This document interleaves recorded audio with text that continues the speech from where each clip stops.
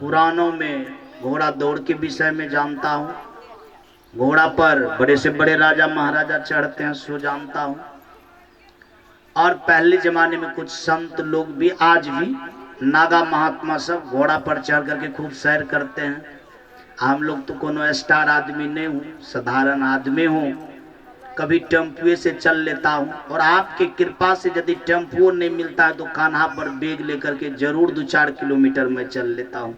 एक बार बोल देना पड़ेगा, बोलिए प्रेम से वृंदावन बिहारी लाल की जय। सो नहीं तो वायु कितना बड़ा, यानी उनके अंदर में कलात्मक चीज है कि आपके गस गस में वो काम करता है, तब काम होता है। एक बात जाने, यदि आप उनके कामों को जानेंगे और उनके बीच हम लोग रह रहे हैं, अगर उनको देख करके यह जुनून नहीं हो पाया कि हम भी समाज के कन कन में चल करके काम करेंगे, हम भी परिवार के कन कन में चल करके काम करेंगे, तो वास्तव में ऐसा जुनून नहीं है तो हम हवा के गुणात्मक कला को यानी देखने में सुनने में कम हूँ और कम महसूस करता हूँ। मेरा कहने का तात्पर्य ये है कि वायु भी एक कला है और वायु के तह में जाकर हम लोग जाने समझें और इस तरह से जुनून पैदा करें। आग भी एक कला है, पानी भी उसी तरह से एक कला है, धरती भी उसी तरह से कला है। अन्न देखिए कितना बड़ा कला है कि अन्न अपना लोग खाते हैं। सब लोग अन्न खाते हैं कि क्या करते हैं? अन्न खाते हैं। अन्न से ही दुनिया का निर्माण होता है और अन्न इतना बड़ा कला है कि अन्न का ही दूसरा नाम रज और बीज है, अन्न का ही दूसरा नाम ब्लड है, अन्न का ही दूसरा नाम मांस है, अन्न का ही दूसरा नाम हड्डी है, अन्न का ही दूसरा नाम नस है। इसका मतलब है कि जो इतना इतना रूप ले सकता है, इतना बड़ा से बड़ा ढंग से अपना लोग के शरीर में रह सकता है, बताइए वह अपना लोग के लिए क्या सब है? यानी सब कुछ है कि कुछ नहीं भी है? बोलिए सब लोग। सब कुछ है, लेकिन इतना सारा सब कुछ जो है, साधारण कोई अपना लोग का निकटवर्ती लोग आता है घर में, दुखी भी रहते हैं तो सुखी होकर के उनका स्वागत करते हैं कि नहीं करते हैं? दुखी भी रहते हैं तो 10 मिनट के लिए खुश हो जाते हैं कि चलो ये आदमी आ गए, इनके निकट इस तरह से रहेंगे तो अच्छा नहीं होगा, सोने तो बनावटी भी खुश हो जाते हैं। लेकिन जो हम लोगों के जीवन के लिए ब्लड है, मांस है, नस है, हड्डी है, आंख की रोशनी है, यानी मुख का स्वाद है, सब कुछ है, एनर्जी है, शक्ति है, अगर उनको अपना लोग देखें और देख करके अगर प्रसन्न नहीं हुए तो बताइए ये कलात्मक बात हुई? आज से कोशिश कीजिए कि आपके आगे में अगर अन्न आ जाए, यानी थाली में परोस करके, चाहे जो भी हो, पहले उनको देख करके क्या करना है? खुश होना है कि नाराज होना है? बोले सब लोग। 80% लोग नाराज हो जाता है। 80% लोग क्या होता है? और जो अन्न को देख करके, भोजन को देख करके नाराज हो जाता है, उसका जीवन 24 घंटा नाराज ये रहता है भर जिंदगी। उनके जीवन में कभी प्रसन्नता आने का नाम ही नहीं होगा। इसीलिए कि जो अन्न सब कुछ आपके जीवन का है, यानी उनको देख करके आप खुश नहीं हो पाए तो बताइए आपके जीवन में कभी प्रसन्नता आएगी?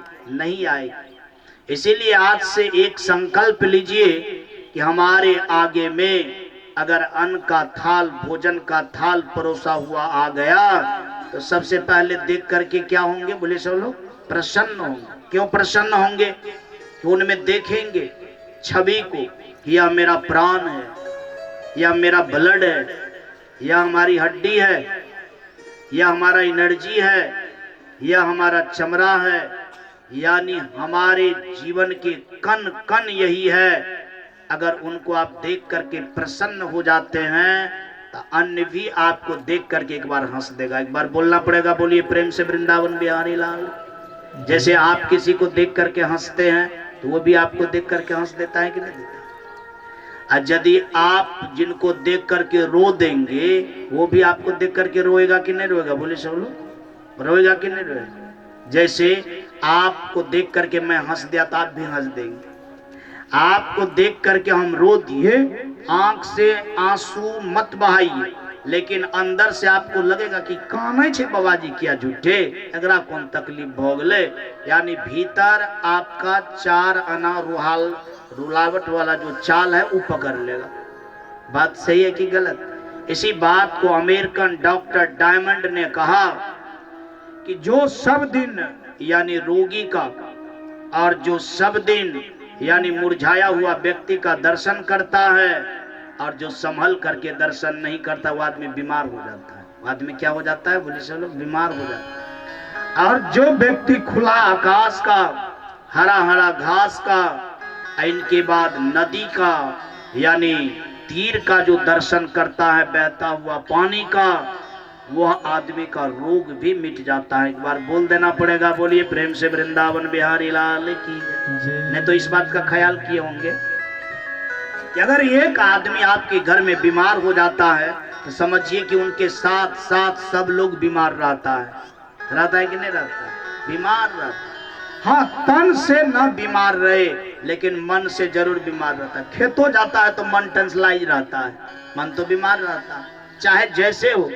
इसीलिए बीमार हो करके रहना ठीक बात नहीं। अगर हो गया तो चलिए उनका निदान होगा, मैं उनका खिलाफ नहीं करता हूँ, लेकिन हम बीमारी से बचते रहें यह हम लोग का क्या है, मतलब कर्तव्य है। हम इर्द गिर्द के चलते बीमार न बने, इसीलिए हम अपने जीवन को संयमित बनाएंगे। तो मैं आप लोग के बीच बोला अन्न के विषय में। अन्न आपका जीवन है, अन्न आपका सब कुछ है। इसीलिए कान्हा का उदाहरण दिए होंगे कि वह केवल मक्खन को ही पसंद नहीं करता है, मक्खन के साथ साथ बासी रोटी को भी पसंद करता है, और वो भुंजा को भी पसंद करता है।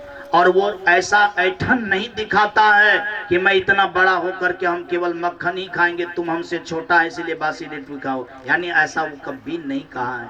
जब इस बात को उन्होंने स्वीकार किया तो अपना लोक को भी इस तरह से स्वीकार करना होगा। कृष्ण भगवान 16 कला से पूरा है, इसीलिए बासी रोटी से नफरत नहीं है, और अपना लोग के पास कला नहीं है, इसीलिए दाल भात वाले थाली को फेंक देते और पत्नी को 10 गाली दे देते। बोल देना पड़ेगा, बोलिए प्रेम से वृंदावन बिहारी लाल की जय। और जिस दिन हम लोग के पास यह कला आ जाएगा, यदि पत्नी आपके पास आएगी थाली देने के लिए, तो अन्न को भी एक बार प्रणाम करेंगे, हर्ष के साथ एक बार पत्नी को भी नमन कर लेंगे आप कि यह देवी ऐसी है कि जो समय से जो ही कुछ हुआ कम से कम देवी तो दिया, अगर नहीं रहता तो कौन देती। सच में इतना अगर अपना लोग के अंदर में भाव आ जाए तो बताइए कला का फल तुरंत मिलेगा कि मरने के बाद मिलेगा? तुरंत मिलेगा। इस बगल से सुनिए, उस बगल से फल पाइए।